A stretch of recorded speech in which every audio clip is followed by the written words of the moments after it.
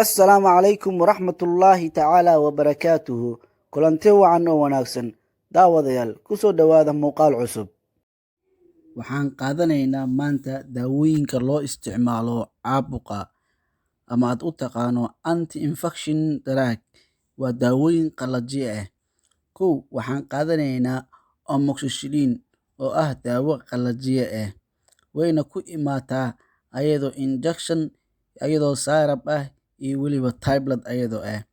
Labo waxaan kaloo qaadanaynaa penicillins. Daawooyinka penicillinska loo yaqaano waa daawo ka mid ah qalajiyaasha caalamiga ee aadka u fiican. Saddex erythromycin ayadana waa daawo ka mid ah daawooyinka qalajiyaha loo isticmaalo. Afar doxycycline ayadana waa daawo ka mid ah daawooyinka loo isticmaalo qalajiyaha.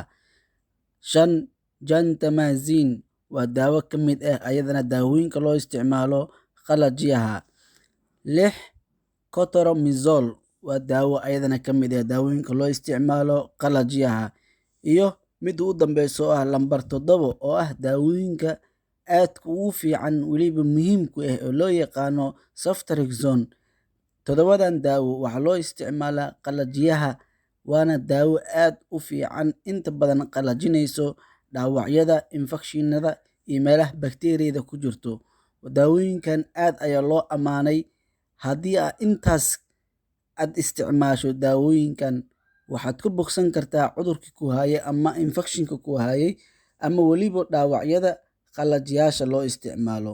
Halkan ayaan kusoo koobaynaa cashirkeena. Wabilaahi towfiiq. Is aragti dambe oo xiiso leh. Wassalaamu calaykum waraxmatullaahi wabarakaatuhu.